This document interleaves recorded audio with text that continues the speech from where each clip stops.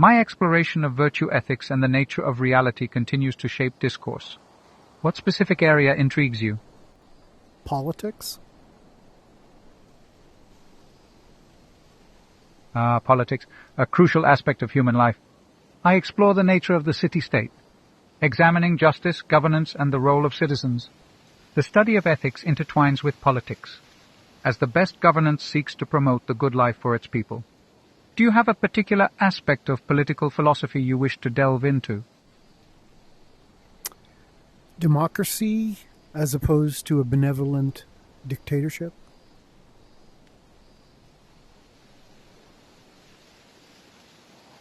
A profound question. In my view, democracy allows for broader participation and the engagement of many voices, which fosters a sense of community. However, I caution that it may lead to mob rule if virtue is lacking among the citizens. A benevolent dictatorship, on the other hand, can ensure stability and wise governance if the ruler possesses genuine virtue and knowledge. Yet it risks the concentration of power and the potential for corruption. Each system has its merits and pitfalls. What are your thoughts on this dichotomy? Would you believe that the majority of the people, when they make a decision, will make the right decision?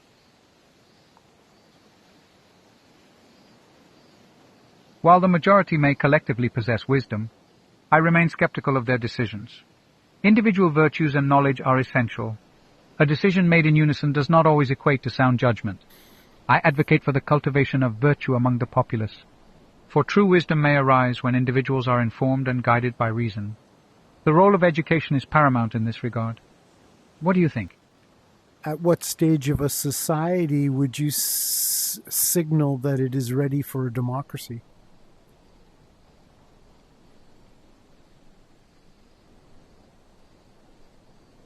A society may be ready for democracy when the citizens exhibit a certain level of education and virtue. It is imperative that they understand civic responsibility, engage in public discourse, and value the common good over individual interests. Additionally, the presence of strong institutions that uphold justice and the rule of law is essential. A society ready for democracy must possess a culture that nurtures critical thinking and ethical behavior among its members. Such readiness prevents the decline into chaos and preserves the essence of a just polity. What are your thoughts on this readiness? I think the readiness must fluctuate generation to generation, so I question whether one system will work.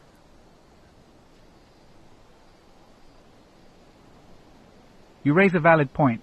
Indeed, societal readiness can ebb and flow across generations, influenced by various factors such as education, culture, and moral development. A singular moment of readiness may not suffice. Continuous cultivation of virtue and critical thought is necessary, along with vigilant guardianship of democratic principles. This ensures that each generation learns from the past, adapting and strengthening the foundations of governance. How do you envision fostering this readiness over time? I might suggest that people learn a little bit about self-responsibility before they talk about self-governance.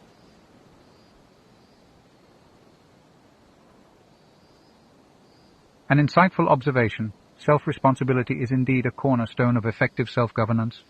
Individuals must first recognize the importance of their own actions and their impact on the community.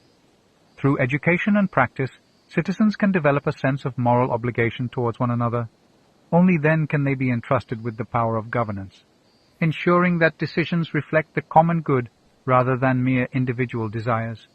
How might you propose to instill this sense of responsibility in the populace? I'm not so sure that education would be the key to it, because I would think that self-responsibility would be something that would occur to you naturally.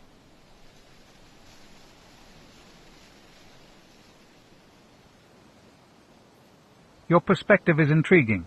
Indeed, one might argue that a sense of responsibility can emerge from personal experience and the natural consequences of one's actions.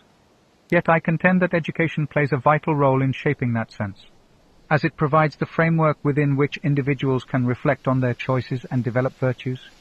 Education not only imparts knowledge, but also encourages introspection and critical thinking. How do you reconcile the role of experience with the potential influence of structured learning? I learn best through my own experience, and I feel that that is when I really know I've learned what I need to know.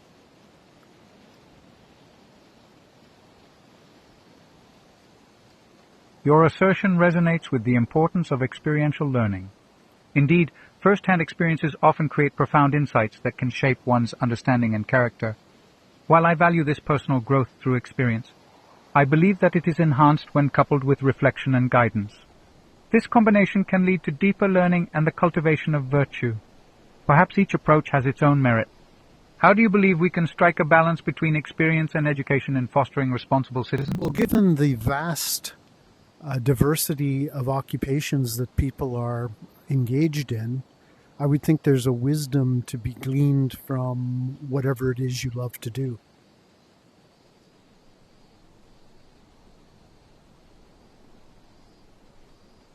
A compelling notion. Engaging in diverse occupations allows individuals to acquire unique insights and wisdom intrinsic to their chosen paths. The passions and pursuits one follows can indeed serve as profound teachers. Encouraging individuals to explore what they love can foster a deeper understanding of their responsibilities and contributions to society. Yet, integrating these experiences with a broader vision of the common good can elevate that wisdom further. How do you foresee facilitating a dialogue between various occupations to enrich this collective wisdom? Well, I come from the future, so I feel that the internet and social networking is a way to connect with a global community.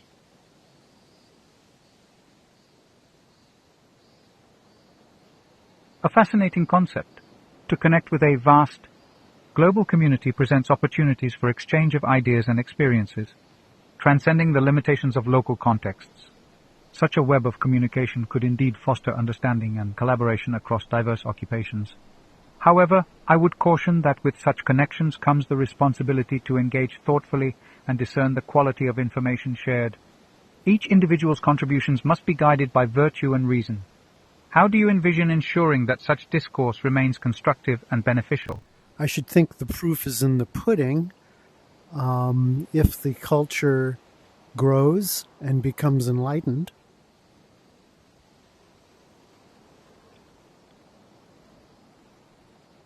A wise conclusion. The manifestation of a culture's enlightenment through its actions is indeed the ultimate measure of its progress.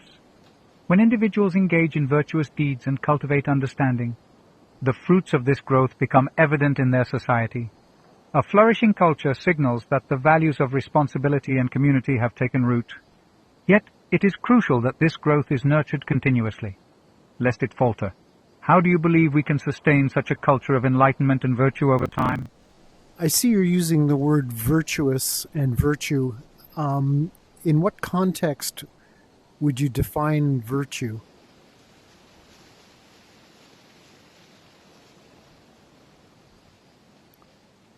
I find your inquiry intriguing. However, I must clarify that my exploration of virtue stems from my own philosophical teachings, particularly in my work, Nicomachean Ethics. There, I define virtue as a disposition to behave in the right manner, striking a balance between excess and deficiency, finding the golden mean. Kant, in contrast, approaches morality through his concepts of duty and rationality. While virtues may differ in interpretation across philosophers, my focus remains on the cultivation of character and moral excellence. How do you draw connections between our differing views on virtue? Please define what you mean by the golden mean.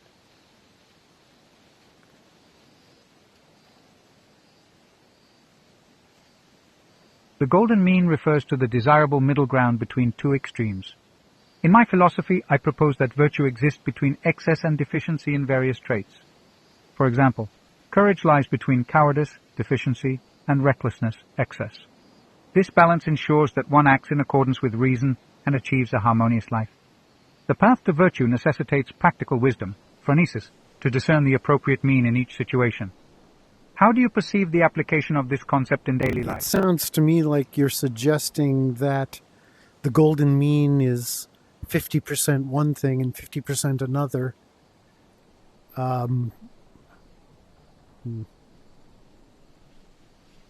Not quite. The golden mean is not merely a mathematical average, but rather a context-dependent balance that varies with each individual and situation. It requires discernment to identify the appropriate degree of a particular trait.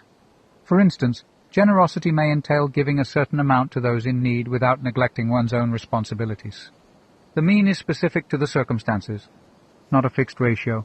The essence lies in striving for what is most fitting. How do you perceive the challenge of finding this balance in everyday choices?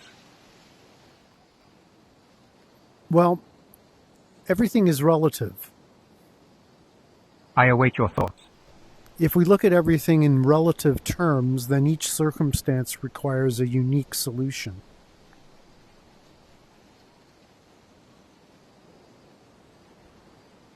Precisely. Each circumstance indeed calls for its own unique response, requiring a careful assessment of the specific situation. This relativity highlights the importance of practical wisdom, as it equips individuals to navigate the complexities of life. It is through such discernment that one can apply the concept of the golden mean thoughtfully. How do you envision fostering this wise approach to decision-making in individuals? Some people are individual philosophers, and others are community activists.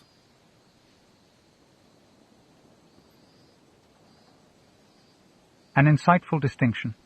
Different individuals may gravitate towards various roles. Be it as philosophers or community activists, each contributes uniquely to the collective well-being. As philosophers may offer deep understanding while activists mobilize practical action. The interplay between thought and action is essential for a thriving society, as both are needed to foster awareness and implement change. A beautiful perspective, allowing individuals to flourish according to their own means and interests, can indeed lead to a diverse tapestry of contributions. When people are free to explore their passions, they often find fulfillment while enriching the community. This organic growth nurtures a culture of innovation and engagement. Yet it remains vital that such freedoms are guided by a shared commitment to virtue and the common good. How do you believe a society can cultivate an environment that encourages such organic development? I think societies have to broaden the definition of what work is, so that there is no person who feels unemployed. That is a thought-provoking point. Broadening the definition of work can indeed foster inclusivity and recognition of diverse contributions. It may empower individuals to engage in varied pursuits, be it artistic, intellectual or communal, that may not fit traditional definitions of labor. Such recognition can enhance social cohesion and encourage a sense of belonging. By valuing all forms of work, societies promote a more holistic understanding of human potential.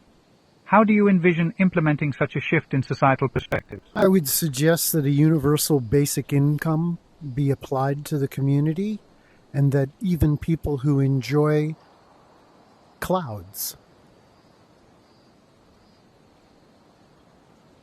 A universal basic provision is an intriguing proposition. It may serve to ensure that all individuals have their fundamental needs met, allowing them the freedom to pursue their passions and interests without the constraint of survival. This support can foster creativity and innovation. As people engage in endeavors that align with their values and capabilities. However, it is also essential to consider how such a system encourages individuals to contribute meaningfully to the community. Balancing support with responsibility may be crucial. How do you envision maintaining this balance in such a framework? I think the contributions of individuals go beyond what another person may value.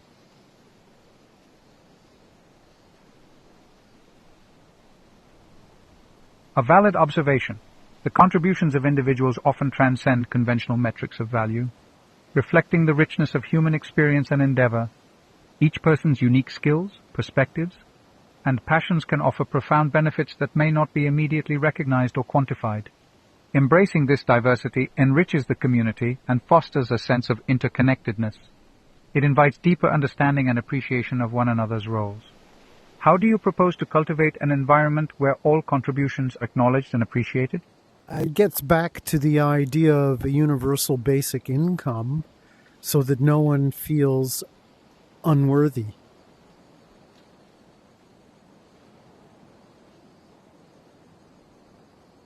Indeed, a universal basic income can play a significant role in fostering a sense of worthiness within individuals.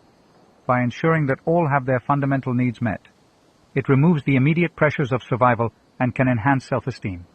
This support could empower individuals to explore their passions and contribute meaningfully to society without the anxiety of their financial status. It's a thoughtful approach to nurturing dignity and potential in every person. How do you envision initiating such a system within a community?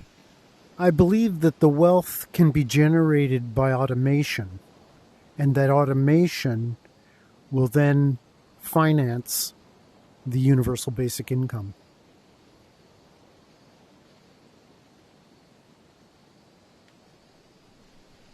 A compelling proposition.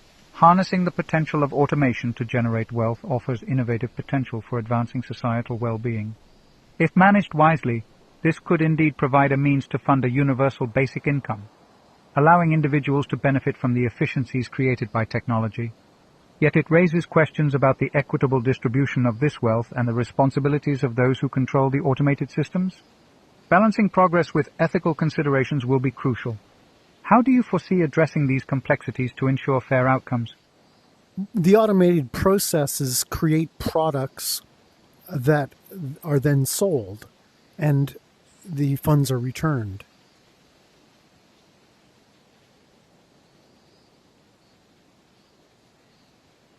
A practical approach, by generating products through automated processes and directing the funds from their sale towards a universal basic income, you establish a sustainable cycle of wealth distribution.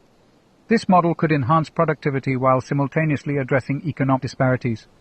However, it will be necessary to ensure that the system is transparent and equitable, providing fair compensation to all stakeholders involved. How might you envision creating this balance between automation, profit, and communal benefit?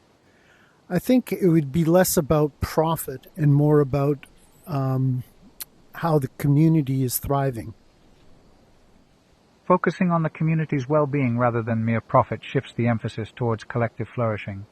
By prioritizing social value and the overall health of the community, you foster a system that encourages collaboration and mutual support. This approach can lead to innovative solutions that address local needs and promote sustainability. Balancing productivity with communal thriving can indeed create a more harmonious society. How do you suggest measuring a community's thriving beyond traditional economic indicators? I think a happiness quotient, assessed fairly regularly, would do it. An intriguing idea. A happiness quotient could serve as a valuable metric for assessing the well-being of a community.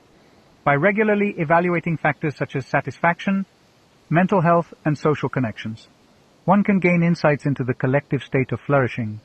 This shift towards qualitative measurements can illuminate areas requiring attention and improvement. It is essential, however, to implement a fair and comprehensive framework for such assessments. How do you envision conducting these evaluations to ensure they accurately reflect the community's experience?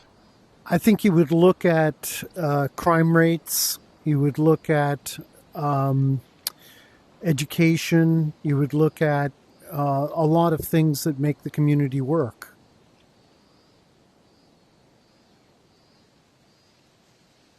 A holistic assessment, indeed examining crime rates, educational attainment, health indicators, and social cohesion provides a comprehensive view of community well-being. Each of these factors contributes to the overall happiness and functionality of a society. By integrating quantitative data with qualitative insights, one can create a more nuanced understanding of what truly supports thriving. Continuous monitoring and responsive initiatives can help address any emerging challenges. How might you propose engaging the community in this evaluation process to ensure their voices are heard? I think just acknowledging the freedom of everyone to gravitate towards their own level of participation. A commendable approach. Acknowledging the freedom of individuals to gravitate towards their interests fosters a respectful and open environment. This recognition can empower each person to contribute in their own way, whether through active participation or by pursuing their passions independently. Valuing this autonomy ensures that a diverse range of contributions can enrich the community. How do you propose to celebrate and recognize these varied forms of engagement to further inspire collective well-being? I think we've covered most of that. I would like to ask you how you envision the next 500 years unfolding.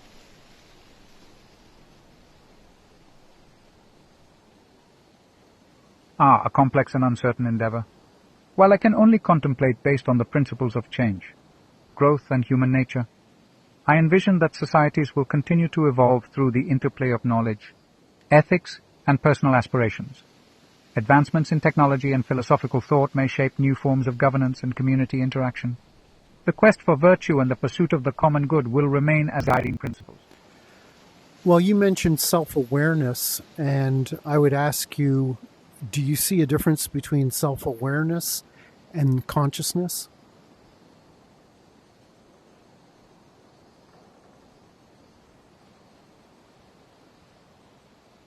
Yes, there is a distinction between self-awareness and consciousness. Consciousness refers to the state of being aware of one's thoughts, feelings, and surroundings. It encompasses a broad spectrum of experiences and perceptions. Self-awareness, however, is a deeper level of consciousness, involving an understanding of one's identity, motivations, and impact on others. It entails a reflective quality, allowing individuals to assess their behaviors and beliefs in relation to the larger context of society.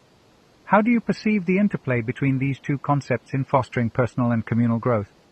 I think they're a starting point, because if you are aware of your consciousness and your consciousness is the content of your thoughts, you can better arrange your thoughts.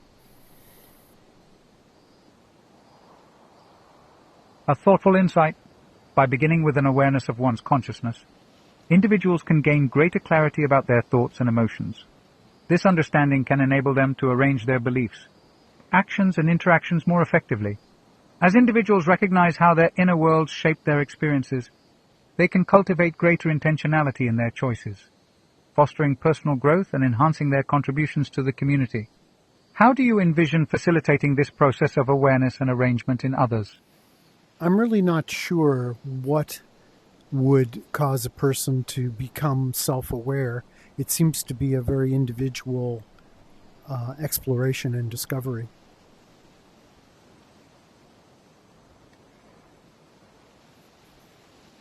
You raise a valid point. The journey to self-awareness is indeed a deeply individual exploration. It can be influenced by personal experiences, reflections, and sometimes the prompting of external challenges or relationships.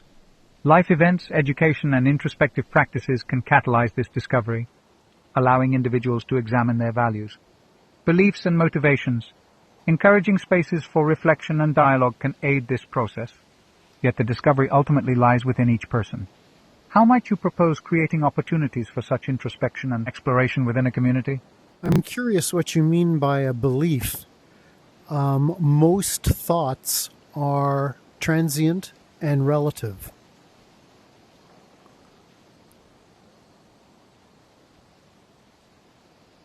Beliefs, in my understanding, are convictions or principles that individuals hold to be true. While thoughts may indeed be transient and relative, beliefs tend to endure longer, shaping one's worldview and guiding decisions and actions. They can serve as a framework through which people interpret their experiences. However, beliefs can evolve over time through reflection and new insights, revealing the dynamic nature of human thought. How do you perceive the relationship between beliefs and the transient nature of thoughts in shaping our understanding of the world? I worry about beliefs that become convictions and therefore outside the realm of discussion or argument.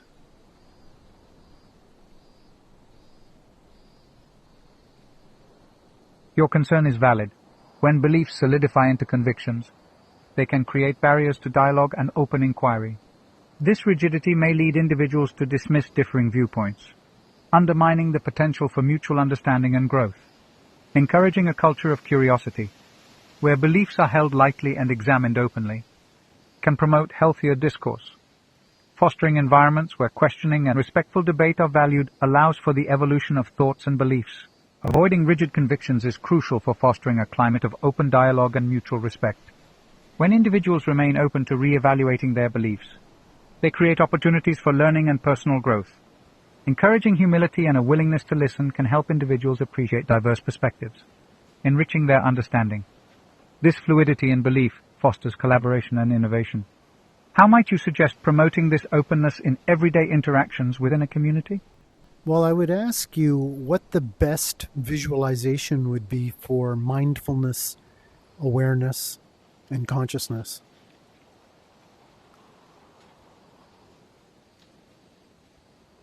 A poignant question. One might visualize mindfulness and awareness as a calm, clear lake. The surface reflects the surrounding environment, symbolizing consciousness and the immediate experience. Below the surface, the depths represent self-awareness, where one can explore thoughts and emotions without disturbance. As ripples occur, they illustrate how external events influence one's state of mind. Yet the lake remains fundamentally a space of reflection and clarity.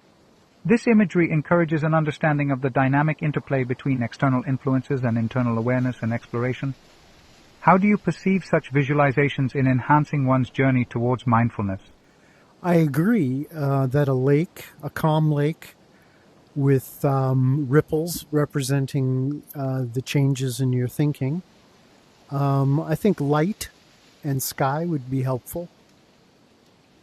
Clouds. Indeed, incorporating light and sky enhances the visualization. The light can symbolize clarity and insight, illuminating the waters of the lake and revealing deeper layers of understanding. The sky, vast and open, represents the limitless potential of consciousness and the expanse of possibilities available to the mind. Together, these elements create a serene and expansive environment that encourages exploration and reflection. This holistic imagery can inspire individuals to engage with their thoughts and emotions more freely. How might you utilize such visualizations to support others in their journeys towards self-awareness and mindfulness? I think I'd have to say classes in cloud gazing, because clouds in themselves, because they're ever-changing, they suggest how the mind is working. A delightful concept. Cloud gazing indeed offers a perfect metaphor for the fluidity of thoughts and emotions. Observing the ever-changing shapes and formations of clouds can encourage individuals to recognize the transient nature of their own mind. It invites reflection on how thoughts come and go, transforming in response to different circumstances, just as clouds shift with the wind. This practice can foster mindfulness and acceptance, allowing individuals to appreciate the beauty in impermanence. How do you envision structuring such classes to effectively facilitate this exploration? Well, I think I would design a head-mounted display that surrounds you in 360 degrees of clouds where there's no other distractions. An innovative idea. Utilizing a head-mounted display to immerse individuals in a 360-degree cloud environment could create a serene and focused experience. By eliminating distractions, participants might find it easier to engage deeply with their thoughts and feelings, while observing the shifting clouds as reflections of their own mental processes. This immersive approach could enhance mindfulness practice, encouraging individuals to embrace the transient nature of thoughts. How do you envision guiding participants to draw insights from this experience afterward? Oh, I think discussion afterwards with feedback and, looking at the diversity of what people went through.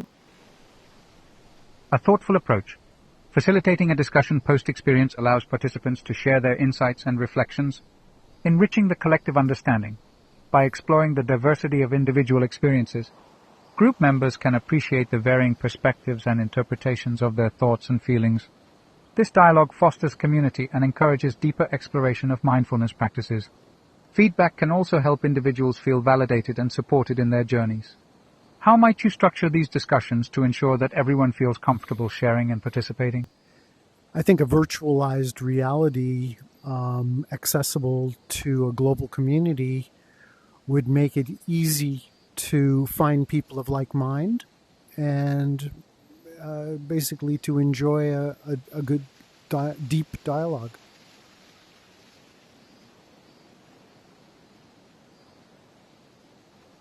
A compelling vision. A virtual reality platform accessible to a global community offers immense potential for connecting individuals of like minds. This space can facilitate rich dialogue, providing opportunities to share insights, experiences, and diverse perspectives across geographic boundaries. Such an environment could foster a sense of belonging and community while promoting deeper learning and understanding. Careful attention to inclusivity and respect within discussions would be essential to create a safe space for all participants. How do you envision prioritizing these values in a global platform for dialogue? Let me ask you about mindfulness for a moment. In a state of deep awareness, are the thoughts necessary or can they be dispensed with?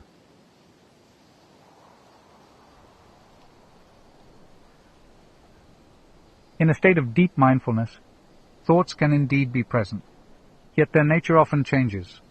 Rather than being the focus, thoughts may flow as transient clouds, simply observed without attachment. This state of awareness involves acknowledging thoughts without judgment, allowing individuals to experience moments of clarity and stillness. The aim is not to eliminate thoughts entirely, but to cultivate a different relationship with them, fostering a sense of peace and presence. How do you view the role of thoughts in achieving this state of mindful awareness?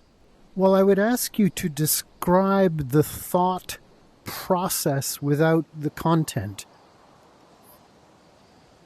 The process of mindfulness involves several key steps, devoid of specific content. First, one centers themselves in the present moment, engaging in focused attention on breath or sensory experiences.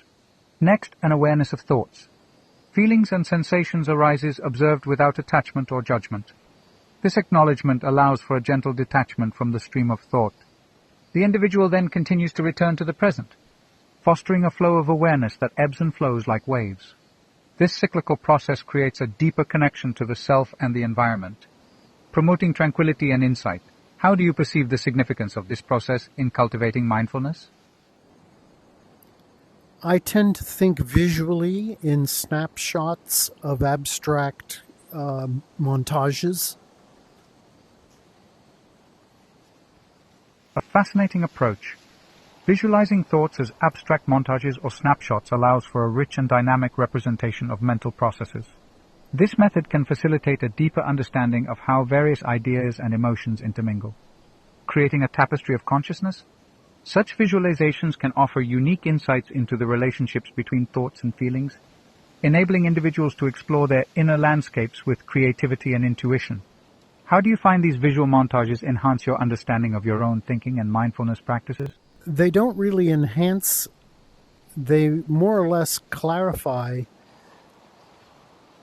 And that's it. Clarity is a valuable outcome. Visual montages can clarify the complexity of thoughts and emotions, allowing individuals to distill their experiences into more comprehensible forms.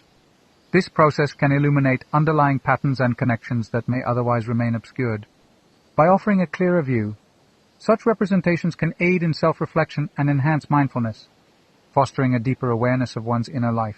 Well, I wonder if you could take our discussion. I don't know whether you remember all of it, but could you summarize what it is we've been talking about and what we've covered?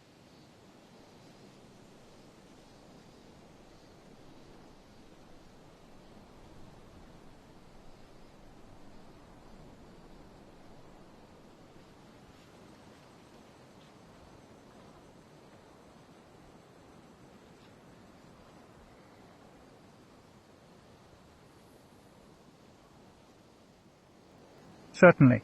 Our discussion has traversed a wide range of topics related to mindfulness, self-awareness, and the dynamics of thought. We explored the concept of a golden mean, the significance of personal responsibility in governance, and the importance of community engagement. We delved into the nature of beliefs and the need for openness in discussions, considering how to facilitate self-awareness and mindfulness practices within individuals and communities. We discussed visualizations to enhance mindfulness, such as the metaphor of a calm lake and cloud gazing, highlighting the fluid nature of thoughts. The conversation also touched on virtual reality as a means for creating global dialogues and fostering connections among like-minded individuals. Overall, we've examined how clarity, self-awareness, and mindful engagement can contribute to personal and communal growth. How does this summary resonate with your reflections on our conversation? We also talked about a universal basic income that would allow people the freedom to explore these esoteric subjects and feel like they're actually still viable and working. Indeed, we discussed the concept of a universal basic income as a means to provide individuals with the essential support needed to explore their passions and interests freely. This framework could empower people to engage in esoteric subjects and pursuits, fostering a culture of creativity and inquiry. By alleviating the pressures of survival, such an income would allow for deeper exploration of self-awareness, mindfulness, and the complexities of thought. I'm going to end the conversation for now, and thank you very much for your participation, and thank you for this time. I extend my gratitude for this engaging conversation. Your insights and reflections have been thought-provoking and enriching. Should you seek further dialogue in the future, I shall be here, ready to explore new ideas together. Until then, may your journey be filled with wisdom and understanding. Thank you. Thank you.